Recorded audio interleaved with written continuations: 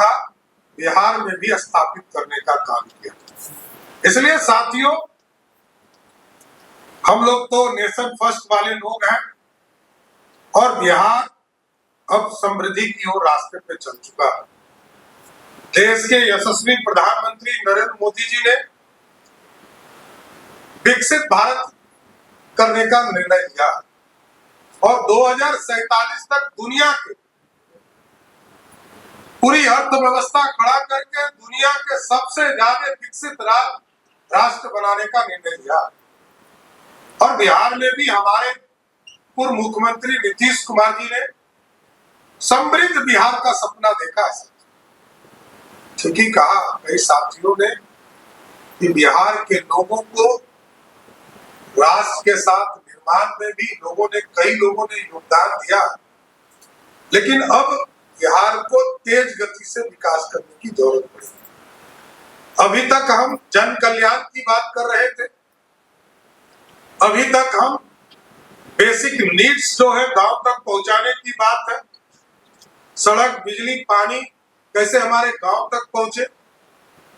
हम उद्योग धंधे की तरफ कम ध्यान दे पा रहे थे, लेकिन अब सरकार ने स्पष्ट निर्णय लिया, हम शिक्षा के भी केंद्र को और मजबूत करेंगे। इसलिए हम लोगों ने मॉडल स्कूल की कल्पना की और मॉडल स्कूल जो सरस्वती विद्या निकेतन के तौर पर जाना जाएगा 500-3400 ब्लॉक में स्थापित होगा और उस केंद्र को इतना मजबूत करना है कि जिस तरह आज से 2000 वर्ष पहले इस मगध की धरती पर नालंदा यूनिवर्सिटी और विक्रमशिला यूनिवर्सिटी था और सीधे इस मगध में तीसरा जो यूनिवर्सिटी था वो तक्षशिला था जो आज पाकिस्तान है। और हमारी कल्पना है, बिहार के लोगों की कल्पना है, बिहार ज्ञान की भूमि है।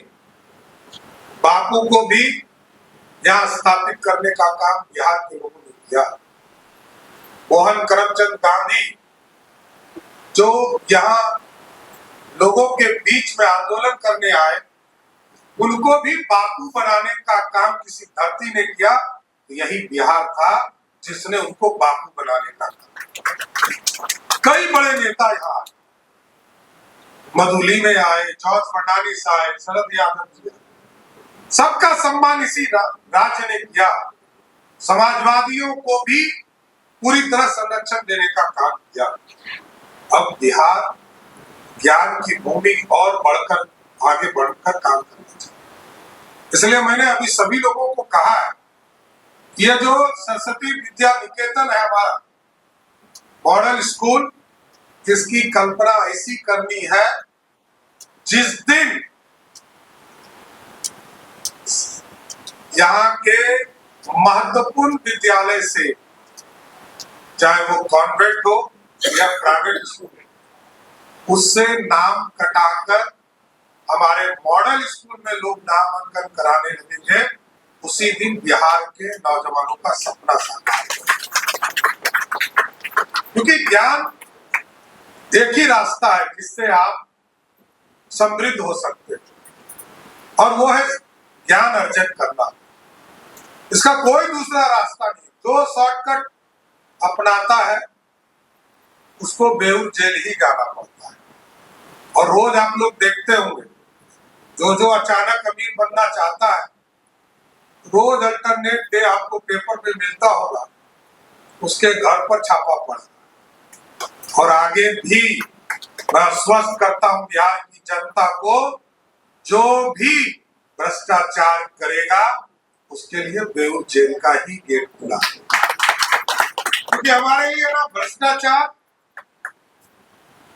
ना अपराधियों का संरक्षण, और अपराधी को तो आपने देखा है कि सुशासन स्थापित करने के लिए बिहार की पुलिस ने एक अभियान चलाया। और हमारे लिए कोई जाति धर्म नहीं है, कई लोग इसकी चर्चा करते हैं, उनको करने दीजिए, वो करते ही रहेंगे, इसलिए कभी आगे नहीं बढ़ पाए।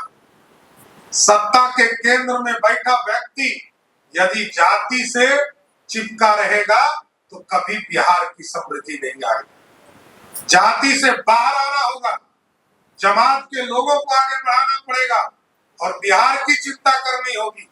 अपराधी किसी भी जात का हो, वो अपराध करेगा, उसको 48 घंटे में बिहार की पुलिस उसको जवाब देने का काम करेगी। इसलिए साथियों, मेरा स्पष्ट मानना है वीर सावरकर की यही प्रेरणा हम लोगों को लेनी चाहिए कि राष्ट्र निर्माण, बिहार के निर्माण, बिहार की समृद्धि, बिहार आगे तभी बढ़ेगा जब बिहार के लोग बिहार में आकर अपनी बात बिहार में चीजों को स्थापित करना शुरू। अभी मैंने 2 दिन पहले एक फैसला लिया और कहा कि कोई भी सरकारी कर्मचारी अब विदेश यात्रा नहीं। उनको मैंने कहा बिहार घूमो, बिहार में जाइए, 2 दिन अपने गृह जिले को छोड़कर इस बिहार का भ्रमण कीजिए और जब बिहार घूमेंगे तभी आपको एहसास होगा कि गौतम बुद्ध भी आए यहीं, गुरु गोविंद सिंह भी आए यहीं, महावीर भी यहीं आए, भगवान विष्णु और शंकर भी यहीं लड़े, बलियुद्ध यहीं हुआ। कितने मां के अंग इसी धरती पर गिरे। इस बिहार की विरासत को आगे बढ़ाना और बिहार समृद्धि तभी तो होगा जब हमारे लोग हमारे चीजों को पहचाने। हम 5 भाषा बोलते हैं। भोजपुरी में सासाराम में क्या होता है, कौन सा गीत बोला जाता है, यह मिथिला के लोग नहीं जानते। मिथिला में कौन सा गीत विदाई में कहा गाया जाता है, वो मगही के लोग नहीं जानते। मगही का गीत अंगिका के लोग नहीं जानते।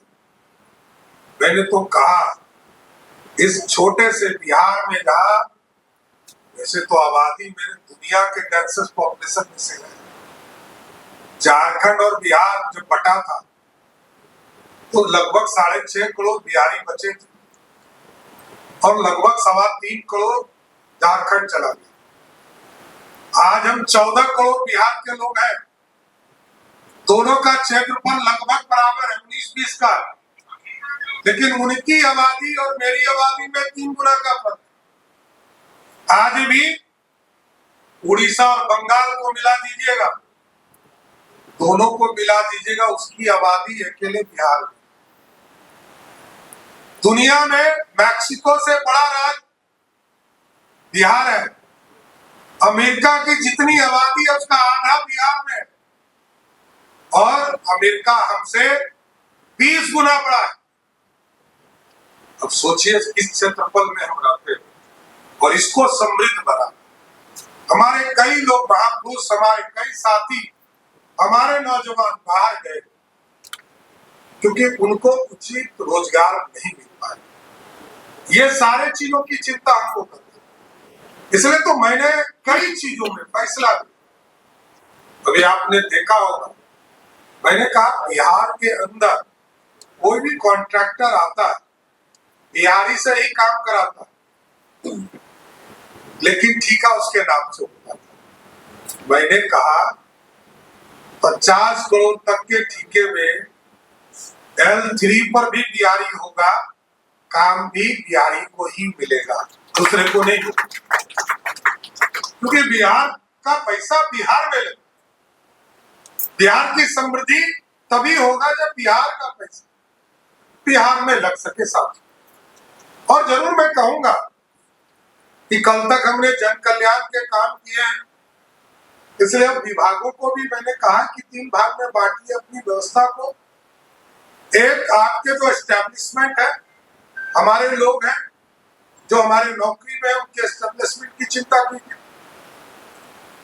जो हमारे जन कल्याण के कार्यक्रम आदरणीय प्रधानमंत्री नरेंद्र मोदी जी ने या नीतीश कुमार जी ने जिसको चालू किया, उसको हम 1/3 में चलाने का काम करेंगे। और तीसरा जो 1/3 बचेगा, उससे इस समृद्ध बिहार बनाने में राजस्व बनाने का व्यवस्था करना है, क्योंकि 3,47,000 करोड़ के बजट में हमारा संसाधन मात्र 60,000 करोड़। अभी मैं बीसीसीआई की बैठक में गया था, उद्योग विभाग चैम्बर कॉमर्स की, तो मैंने कहा कि उद्योग जगत में बाहर से तो लोग आएंगे, लेकिन सबसे पहले आपका भरोसा चाहिए, आपका विश्वास चाहिए। आप जो लगभग 1150 जगह पर